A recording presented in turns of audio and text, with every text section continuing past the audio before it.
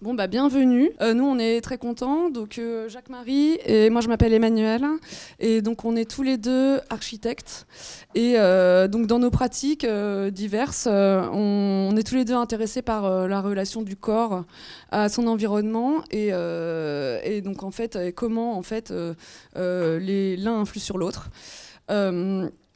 Et en gros, on est aussi intéressé par le fait que l'architecture puisse se développer par des pratiques collaboratives et des pratiques diverses. C'est pourquoi on a eu l'envie de préparer un cycle qui permette à diverses professions de pouvoir s'exprimer. Donc on va vous montrer tout à l'heure un peu les gens qu'on a invités.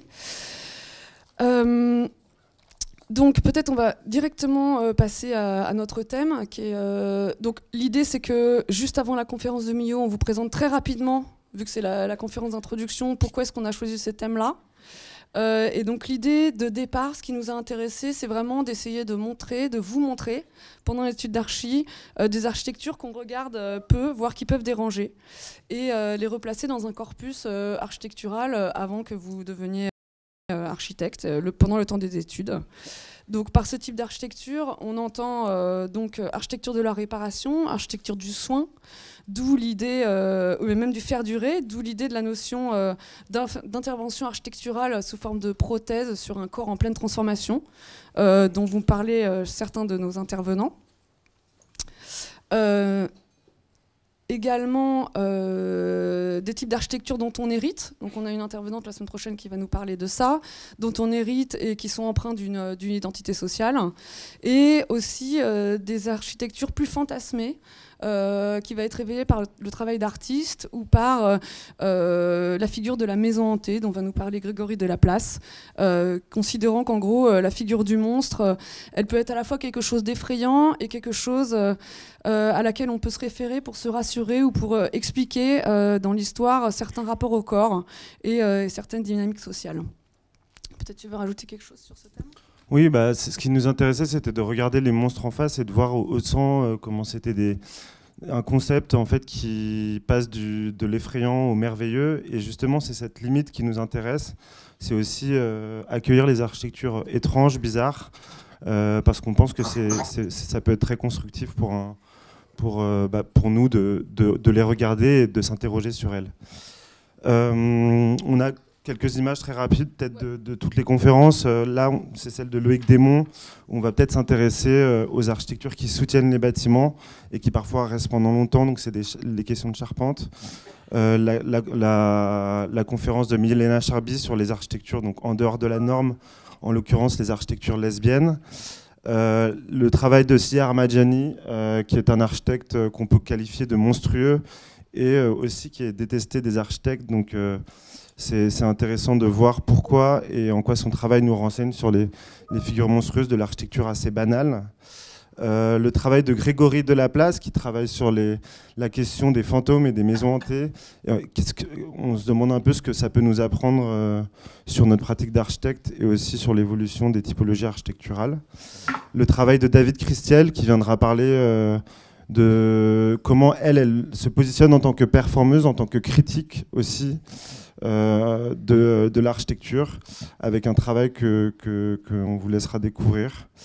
De la violence coloniale dans l'espace public, c'est un livre, on va inviter l'éditrice Lydia Amarouche la semaine prochaine, qui elle travaille sur les questions coloniales, notamment des coloniales en architecture. Le travail de Béatrice Colomina également, et pour finir, Assemble Studio. Comment ? Ah ok. Ouais, il faut couper vos micros. Sarah Nichols qui va venir vous parler du béton comme matériau monstrueux. Et enfin, pour finir, la conférence d'aujourd'hui où on invite Mio Tsuneyama qui vient nous parler de son sujet Urban Fungus. Donc en fait, on l'a invitée parce qu'on trouve que dans son travail, elle nous invite vraiment à regarder la ville à la fois comme un organisme en pleine transformation et aussi les maisons, dans le sens où elle vient les déconstruire, laisser visibles les organes et leur donner une apparence un peu bizarre, étrange.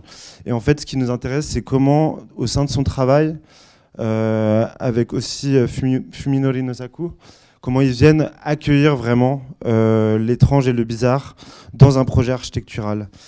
Et en fait, c'est en regardant ces thématiques-là, c'est peut-être en osant regarder un peu l'aspect monstrueux des bâtiments, qu'elle arrive à construire et à pratiquer ce qu'elle appelle une écologie sauvage, qui s'inspire beaucoup aussi du do-it-yourself, quoi. Et donc on trouve que c'était très intéressant de l'inviter, et on est très honoré de l'inviter aujourd'hui. Peut-être on peut rajouter aussi qu'il y a une sélection de livres qui a été faite à l'entrée, sur là, ici, voilà, que vous pouvez regarder, donc vous pouvez prendre connaissance, qui a été faite aussi en collaboration avec Mia, qui nous a demandé de mettre à disposition certains ouvrages pour illustrer sa présentation. On va peut-être laisser la parole à Mia. Donc la conférence va être en anglais. Hi Mia, welcome. Hi. Mio, thank you very much for being here.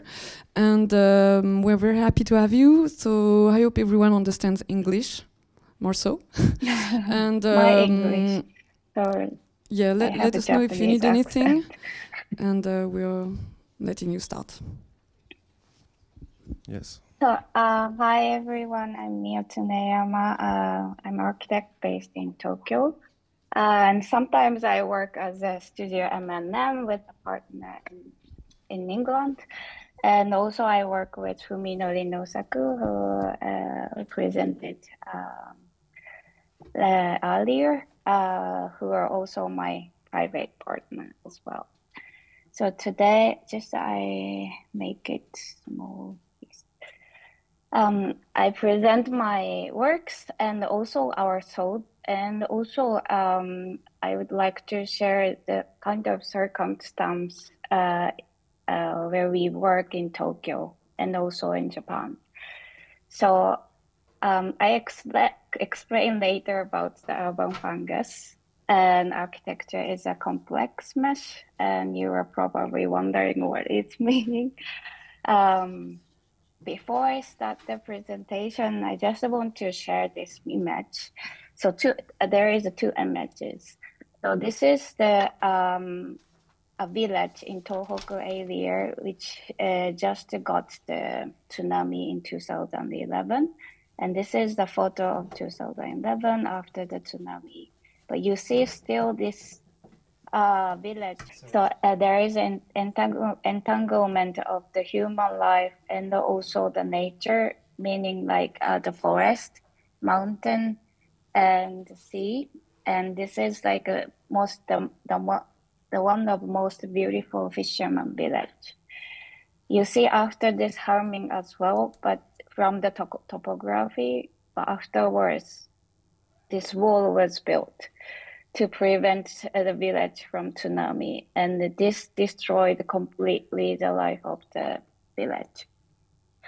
And this is also to build this super stupid wall, which is like almost 10 meters, has a lot of also discussion and the people involved, and it's also calculated from the topography of the sea depths, also the shape of the sea. It's also, we can understand this object as a hybrid monster, as Latu mentioned. So it's a hybrid of humankind and also the nature. So as well as the human society, the architecture is kind of complex mesh of the actors, which is also knowledge, skills of the people, and also materials from raw to disposal. And this mesh has sometimes deformed by human being, but architecture is like one kind of node, like a temporary node of this mesh, from the resources to the architecture to the disposal or decomposition. So this mesh is very complex and it's very difficult to capture. And sometimes in this modern era, it's kind of black box, and architects just select the materials from the catalog, and we don't know like the where it come from, how people involved to create these materials, and where does it goes after the demolition. So we think that one of the role of the architect is open up this black box, which is like widely connected to the nature. And this kind of mesh, we think it looks like kind of mushrooms, which has a roots underground called myceliums. And this myceliums has like a complex mesh.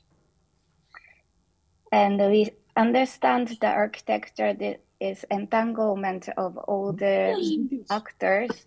So I shared some background of Tokyo. So after the World War II, the urbanization is occurred in worldwide, of course in Tokyo as well. And this acceleration of the great acceleration led the people's lifestyle with the mass consumption, mass production.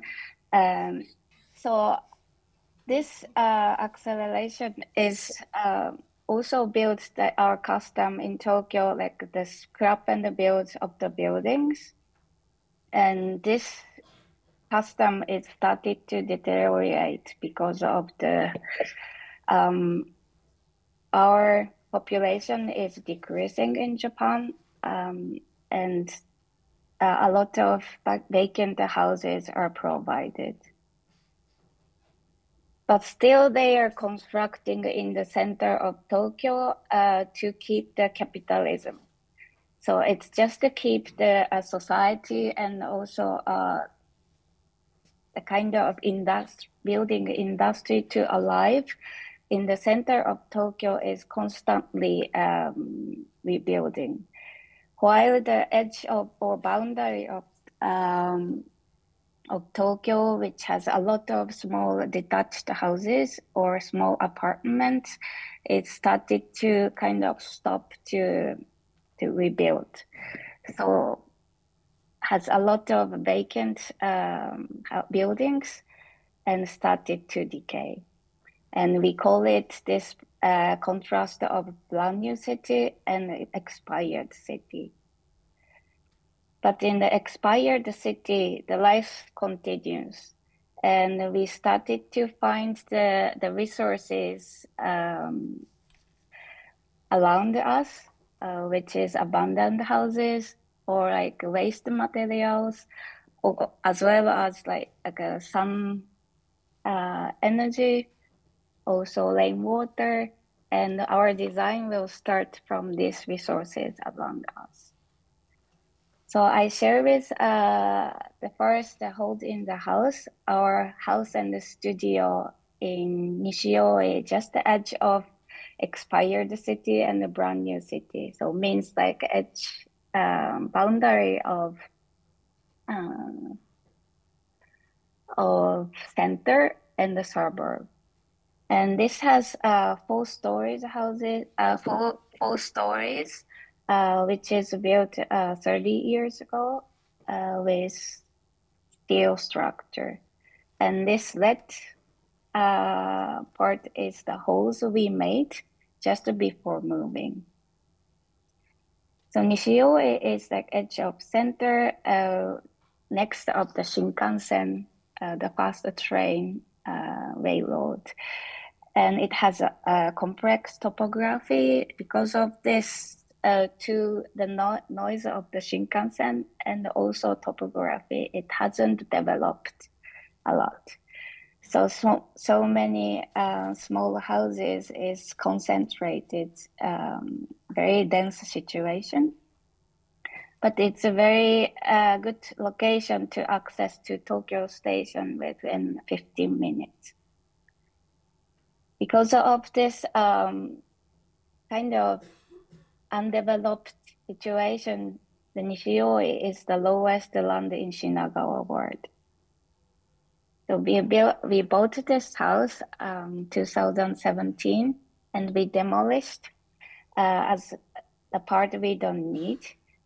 And we also took the shutter on the two sides, and we lived in there, moved in there, and lived for 1 year without windows, which was very hard because wind blows, hot and cold.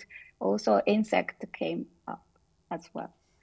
And after 1 year, we installed the insulated, well-insulated windows, and we really appreciate to have a window. And as I mentioned, that we made a hole to for air to circulate in each floor, and also to connect the space, and also like to bring the light from the top light, because the downstairs was dark because of the dense situation.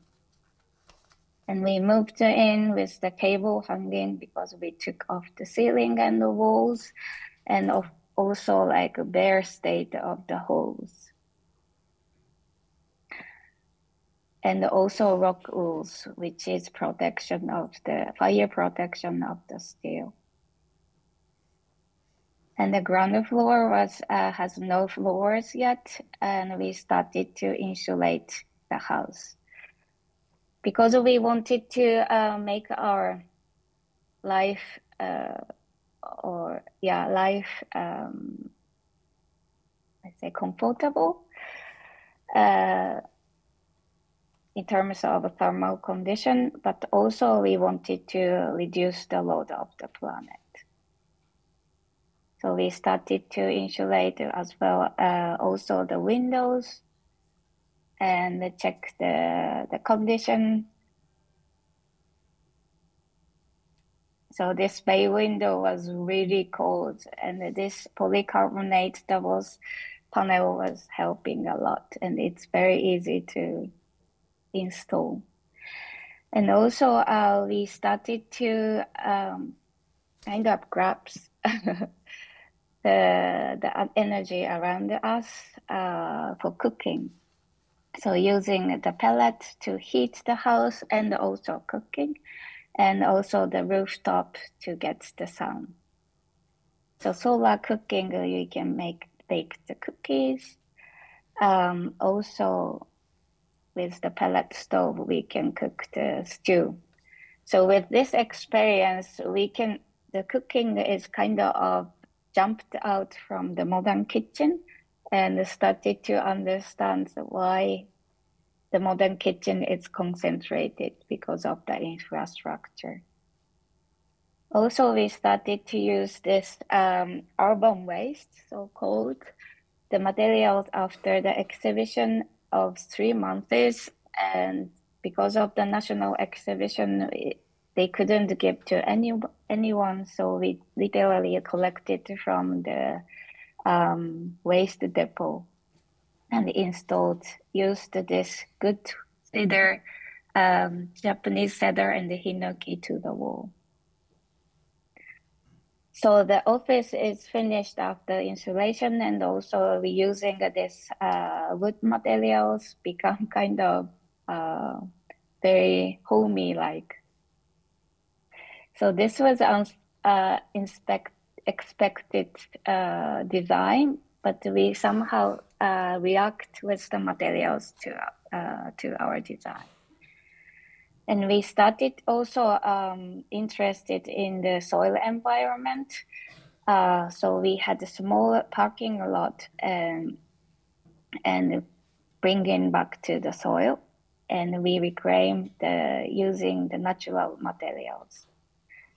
So we broke this concrete, very small surface of concrete, but very good concrete, which was very, very hard to break. Just one by one, 2 hours by each day. And it took like 3 months to break everything. And it created a lot of concrete waste. And we brought to the concrete waste to the depot, which is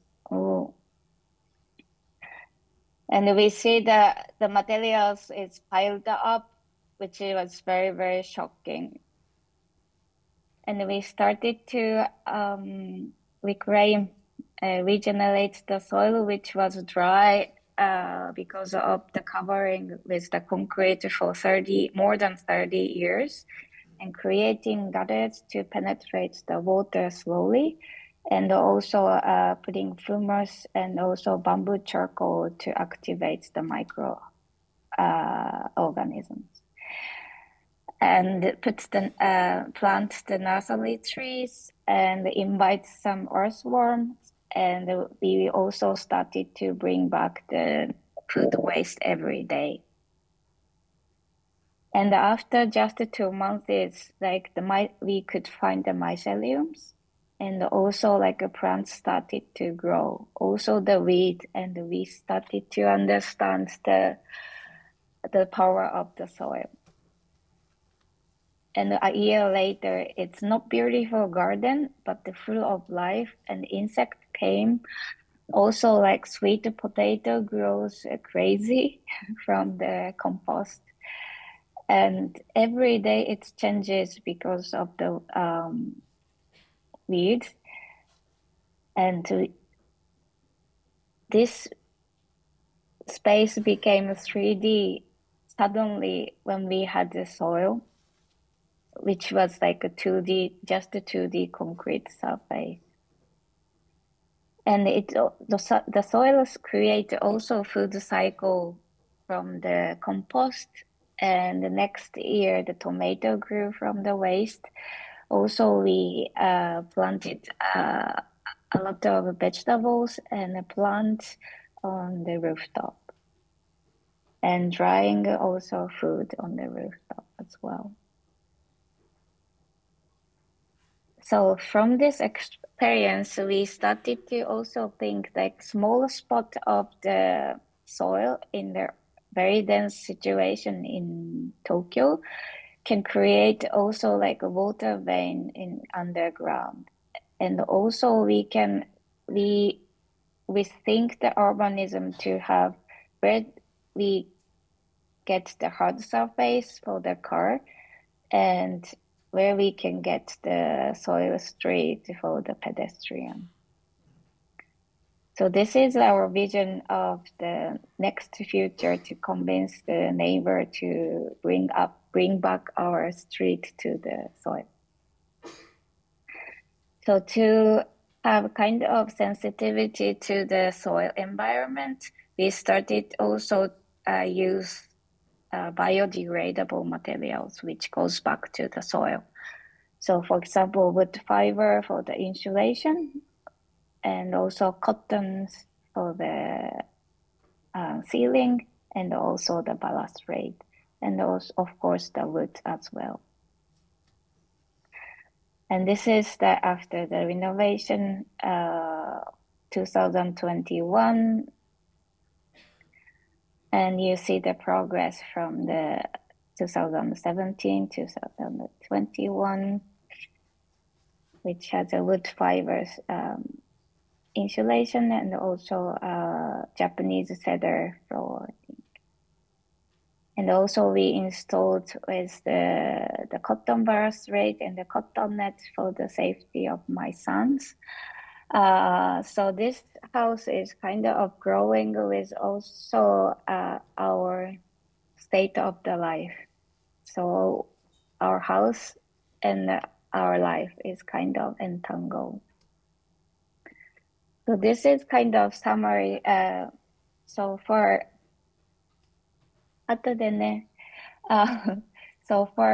and this kind of bubble is like small project, and the accumulation of this small project shapes our house, which is kind of somehow connected to our neighbors or situation of the Tokyo, which is not kind of autonomous object, but rather creating a new ecology. So our renovation is never finished. it's growing and probably like reducing after the sun is ごめんね、後でね。Sorry. And we propose this urban-wide ecology different from political ecology and deep ecology. Our kind of attitude is bottom up from the living and kind of focusing quality of life and rather bricolage than like planning, and the resources, using resources around us, and also like considering human and non-human entanglement, and kind of our thought is the connection of the parts. And this we can also understand as a fourth cycle of this cycle. First cycle is natural cycle, and second cycle is technical cycle, which sometimes we can exchange between them. And third cycle, which is very dangerous, is regenerative design, which is like man's recreating the nature, like controlling the climate, for example, or changing the DNA. This kind of regeneration has a lot of power and impact and has a danger to change the planet ecology. So we rather propose to use the weak intervention like mushroom works. So to kind of connecting very small part and using the resources and materials around us. So urban waste is the most kind of friendly materials for us in Tokyo, because a lot of abandoned building is there. Because of this, after World War II, like 4.2 million households was like burned out, and also soldier from the abroad coming back. Housing shortage was very serious. So government had no money. Of course, we lost. So they let the private institute to build the house. So this led to grow the housing industry, and after covering all the household, they continuously building the new houses. So it's also continuously building now. Even the population is growing. Other context of Tokyo is we have so-called urban village from Yoshiharu Tsukamoto's school of urban Atelier Bauau, to prevent the fire spread of the timber houses, because of the most of the building in Tokyo was timber structure.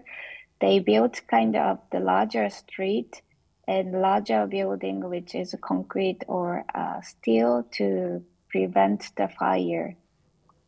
It creates the blocks, which is surrounded by mid-rise buildings, and inside of this block has a timber small structures. And this is like a typical urban situation in Tokyo. So house for several people has also same context.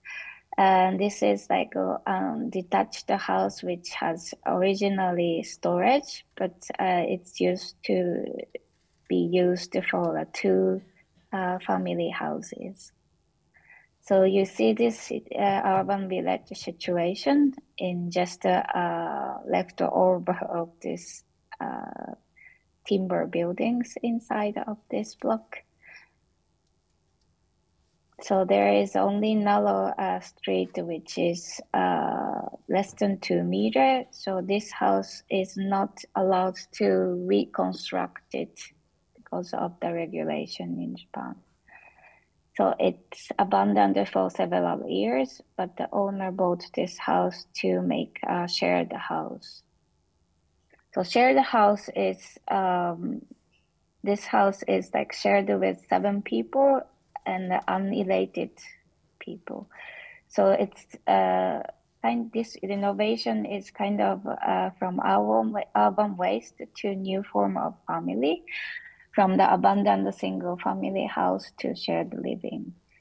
And difference between the house for the single family, the family to unrelated people's communal living is like a redefinition of the common space. So this was original state of the house, which is like room is continuous, very typical rooms in Japan. And when we demolished this house, we discovered these steel doors, which is used for the storage. So this led us to reuse this steel doors and also bring back this space to the state of the storage. Because of this, thanks to this big space, we can share it with the living room with a lot of people, or we can divide softly with the curtain and it to allows it to have different activities. Or like closing the curtain completely and making 3 rooms, different rooms. So using these curtains to divide softly to make a model and doing a workshop, or make it one to do the yoga lesson. So on the second floor was the timber structure, while the ground floor was steel structure, and this has also continuous room. And to reinforce the structure and the roof, we made like backbones like the walls to separate the private rooms, to kind of concentrate to the center, having the corridor around the room, so that we can use the windows unmodified, and also having the nice bright corridors. So this is reinforcement of the structure and the private room. You see the original beams, and this is a bright corridor which brings the sunlight to the private room as well. And because of this, thanks to this corridor, we could keep this original windows, which is bathroom and toilet and the kitchen, so that without explanation, the habitant can feel the original state, and to grow the kind of attachment to the house. And this corridor also a part of the extension of the private room, using this window side, which is also original. And it has also unused balcony, and we put the tent to create the private space. But now it's for the laundry drying.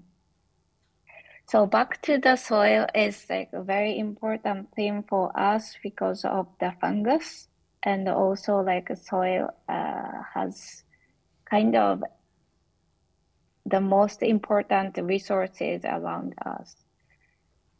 And the mycelium grows in the soil to kind of exchange the nutrition and also information. And you see when you're walking in the wood, this white part.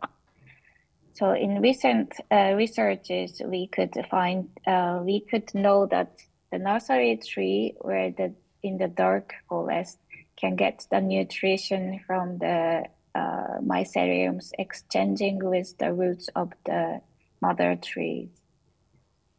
So just to reveal this amazing the network in the soil, we made a small stool in the soil using the mycelium and the wood chip. And this stool it's a pair, and sitting one in the inside and one in outside. And people are sitting inside, looking to the outside, the one in outside, which is kind of started to decay and going back to the soil. And it's kind of the gesture that people can think the soil environment, which is hidden in the everyday life. So I showed a small movie, how to make the mycelium. Probably you know already. That crush this wood chip and the hems and puts also like a flour to activate the mycelium. And the molding is plastic, still plastic, which is not so good, but it's reusable. So it's kind of waiting to grow. And 1 day later, and 2 days later, it's like the mycelium growing totally.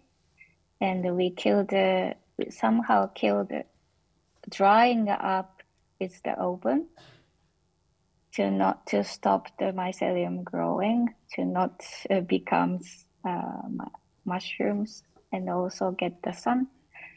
And they put it in the museum, and it starts after the 2 months of exhibition. It's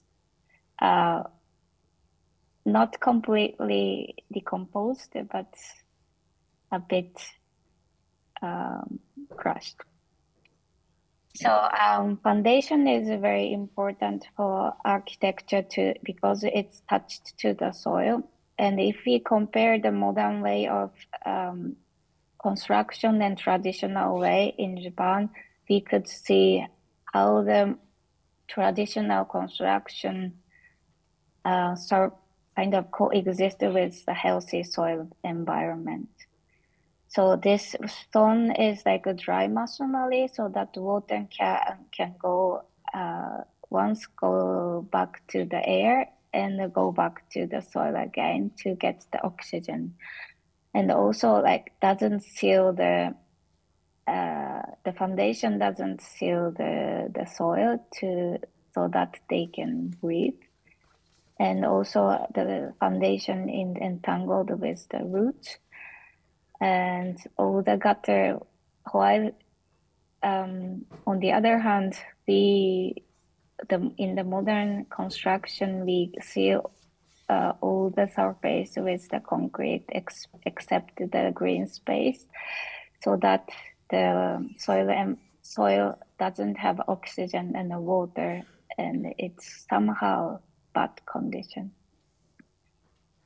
And after the modernization, the foundation in Japan is developed from the independent foundation with the stone and the wood, become continuous close footing with the concrete, and now they seal completely underneath as well. But before they had this stone foundation, which has kind of entanglement with the roots, which is supporting together with the roots and the mycelium. It's the carbonized pine piles, which has a lot of pollus to grow the mycelium. So we started to rethink the foundation of the building. So this has an independent foundation and pointed roof. So just to share the kind of ground condition in Japan, you see like most of the land in Japan has a mountain, except this Kanto plateau, which is where the Tokyo located. And comparing, France has a lot of difference. You have a nice land. And also, this is like a shape of the island in Japan, and we are underground of the island. We have a full plateau meeting together and moving all the time, causing the earthquake and also volcano. But with this difficult condition, we have a lot of mountains and also rivers, and most of the land is also covered with the rivers, which is amazing as well. So if we zoom into the Tokyo Kanto Plateau, Tokyo is some land here. You see this plateau is very low. And you see that this is almost a kind of sedimentary layer, which is like a mountain is a collapse, also like from the volcano of Mount Fuji. The land in Tokyo is very weak, and mostly where the lowland is in the valley and also near the sea. So if we zoom into the Tokyo, half of the surface of the Tokyo is under the sea, or like the sea level. And even we on the good plateau, we have a lot of rivers. And the site of this piles in the pointed roof is also in the river, in the valley, where the piled up of the sand, which is not very strong. So we need to put the piles until the supported ground, which is like 14.5 meter.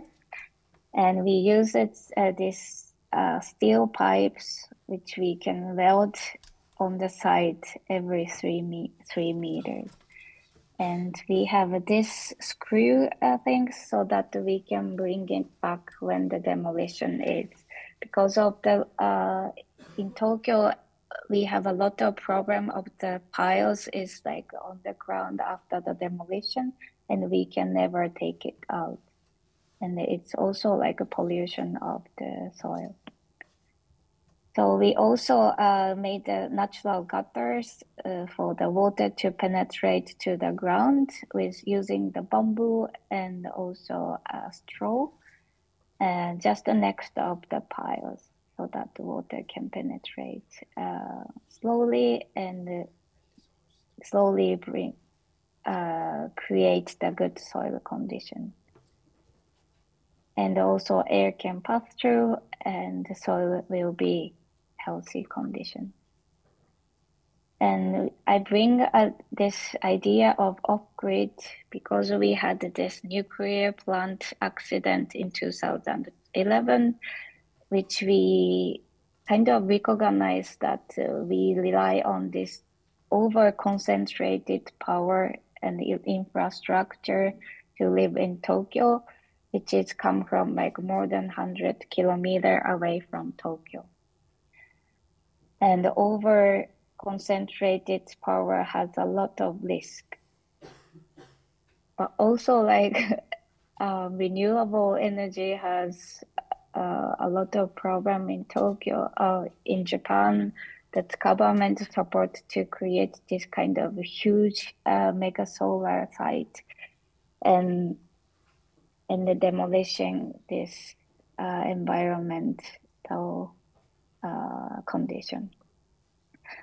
So like the off-grid idea is like creating the energy, especially in electricity on site, and using also energy around us and bring back this the waste to the site. And also we somehow focused traditional ecological knowledge, which was the renewal of the which was kind of forgotten or lost because of the renewal of regulation in Japan. So each great earthquake occurred, the regulation was renewed to make the structure stronger, and this creates sometimes kind of overlighting the regulation creates illogical regulation as well. For example, we have a 24 hours ventilation regulation, which is created by the pollution from the glue, chemical glue, when the house gained the air tightness. Because before, like, we had always like ventilated because of the window is not airtighted, and of course, like a construction was very loose. But when the modern technique is developed, the airtightness was kind of developed. Then, like, we required 24 hours ventilation with the machine, but it creates also energy loss, and also like creating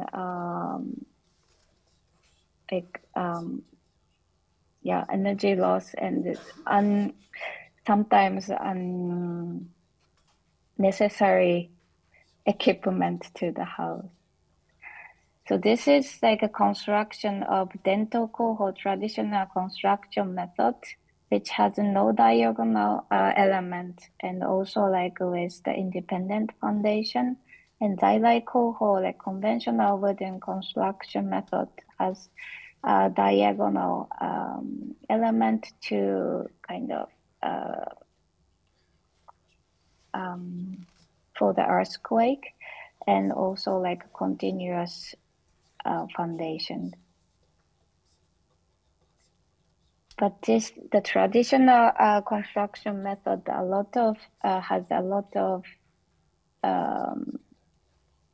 kind of wisdom or cleverness. So we started to kind of look back the traditional construction site, and this house on classical element we built with the traditional construction method with the concrete independent foundation. So this site has a lot of slope, and to keep it dry underneath of the foundation or floor, we use this independent foundation to also coexist with the soil environment, and also to coexist with the slopes as well. So it doesn't need to be flattened. And this is of great help to have a solar panels on the roof. So we have a kind of one pitched roof to collect efficiently to the solar energy, and to reduce the number of the concrete, volume of the concrete, we invented this shape of the foundation, which was very, very difficult because of the in Japanese law of the construction, it's clearly written that the foundation has to be continuous. So this house has kind of two terraces to ventilate naturally, and also like to the sunshade. And it uses like a very short spans to make it possible to use the massive wood instead of laminated timber, which has a lot of glue. And using this methodology of the joint of the carpenter, traditional carpentry, which is like 1/3 of the beams is on the beam.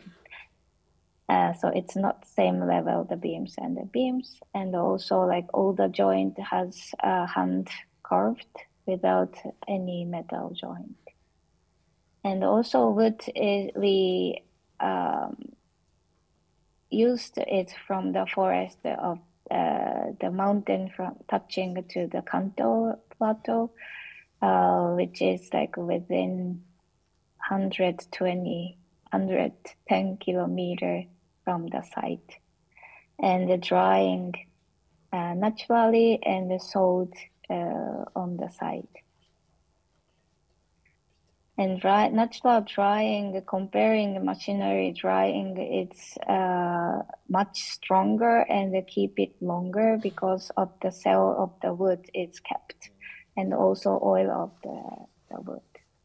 And this is the foundation of the house, which is independent.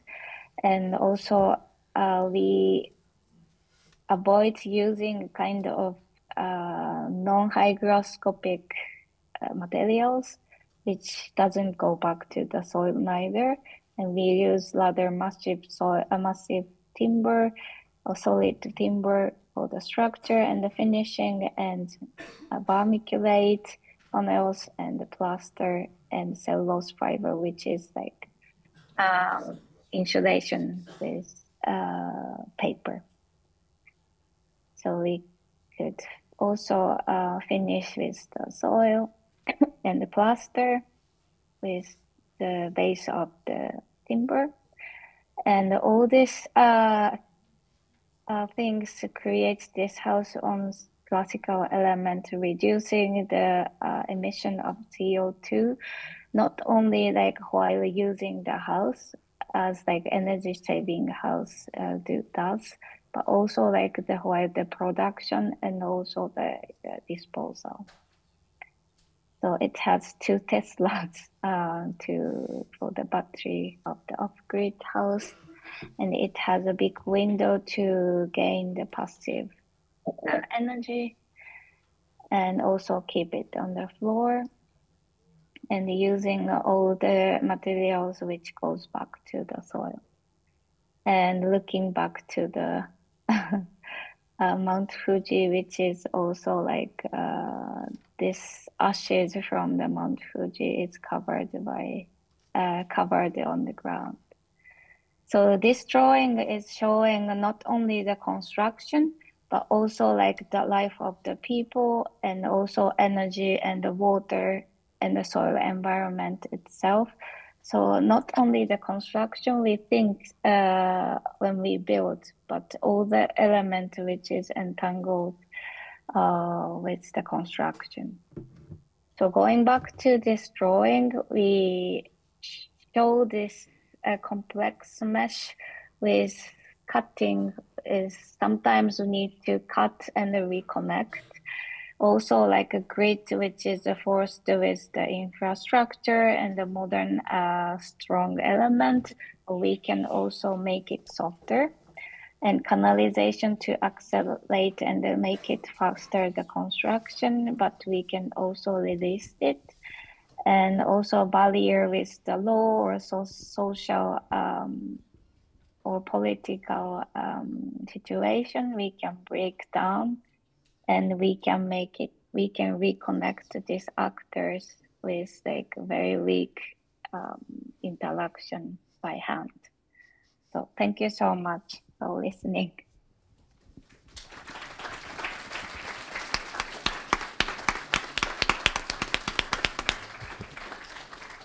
Vas-y, je t'en prie. Thank you so much, Mio. I see there is some question online, but maybe there is some question in the amphitheater. Vous avez des questions? C'est le moment de vous lâcher là, si vous en avez. Non? I saw there is some question online. Maybe, yes. Alors, we have a question. So, hello, considering the natural properties of mycelium, how do you ensure the long-term resistance and stability of the materials you create, especially in environments that might expose them to moisture of varying temperatures? So I think the resistance is a question why we should keep it longer if does it go back to the soil. So so we have to questioning why we make it like a long life. Of course, like we probably think that like some building has to live longer, like a very monumental buildings or like important buildings for the shelter to protect the people, but the house and the shops can be also kind of, we can put this how things in the cycle of biocycle or natural cycle. And also like this humidity, sometimes it's better to use this biodegradable materials because it's exactly hygroscopic. So it's sometimes with this condensation, it's more resistance, and also it's good for the people's health as well. Is that okay as a question, as an answer? I think it's so interesting that it's that this notion of time and how you answer to this question, like, do we really need to make some material live longer if it's not useful? No, but you're always talking about time, and also this we can see in your presentation that you're talking about this material, this mycelium, which is a living, kind of scary, ever-growing organism. And I found very interesting that you're also presenting your work as ever-growing with the family. So there is this notion of time that we, in a lot of projects we don't see in that sense. So I thought that was an interesting part of this presentation. Yeah. C'est fini? C'est à 14h. Ah, ok. Okay. Other question?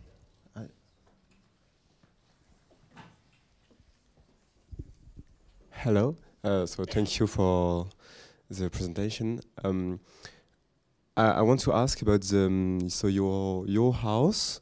How does the holes in the floors does impact your family life? How do you manage the intimacy between the office and the different levels, or what the difference does it make in your life in comparison with a more classical house?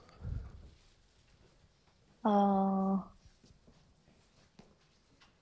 think the entrance is different. So we have external staircase to go back to the second floor. So ground floor is kind of independent, but we have a hose to hear everything. So it has some certain privacy, but also it's a house too. I don't know. Sometimes probably disturbing the stuffs or collaborator, but it's also, I think, important that modernization, it's kind of separates the work and life, right? And the work became labor. So from 8 to 6, you're on work, and afterwards you have a private. So this is like exactly the zoning of Garnier of I don't know how to pronounce Garnier of industrial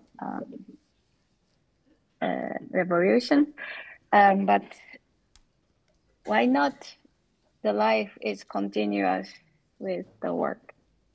So this is the question. Because before it was like this, they like people who are farmer, like 24 hours they are living and working at the same time, like having leisure. Also like merchant has a kind of small space to do their business in the house. Sometimes they eat and they go back to the house and to the business. So this is, I think, industrialization cut this life and the work, but I think it can be together. There is another question online.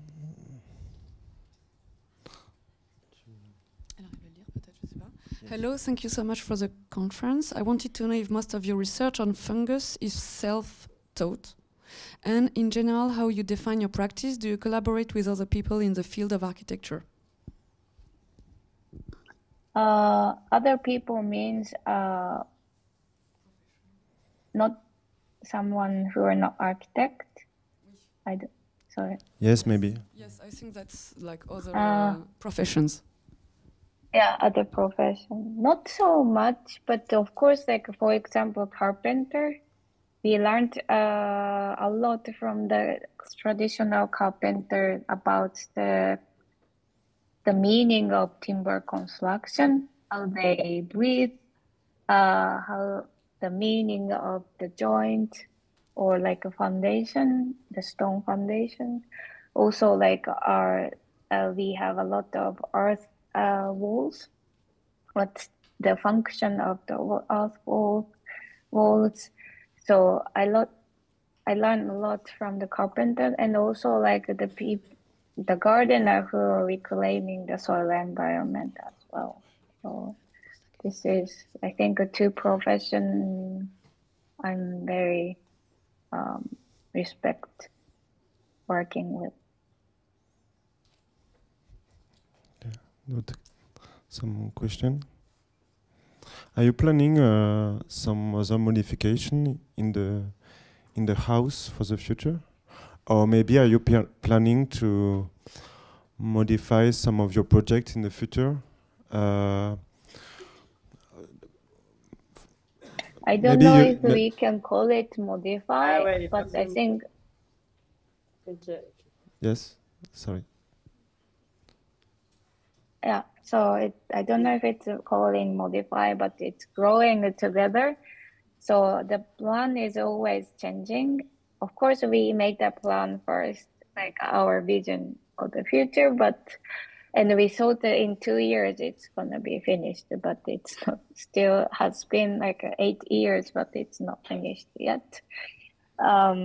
Because we keep changing, and also we get like new knowledge about the soil and biodegradable materials, also like traditional construction methods. So this reflects a lot to also like the growing method of this house.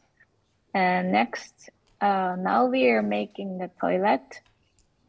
And I think in December we are going to install the pergola on the rooftop with the solar panels. This is kind of near future plan. Okay, thank you so much, Mio. We don't want to keep you awake too late because in Japan it's 11 p.m. I think, or something like that. So thank you very much for your time and for your presentation. And also, as we told you and the student, we're planning on making a small publication of the series in the shape of the fanzine. I don't know if that's English, but something very simple. But so we're happy to share the students' drawing or notes or pictures that they would have taken during the lecture, and if you want to share some of your drawing, we would be happy to, in case. So thank you very much, and have a good night. Thank you so much. Bye. See you soon.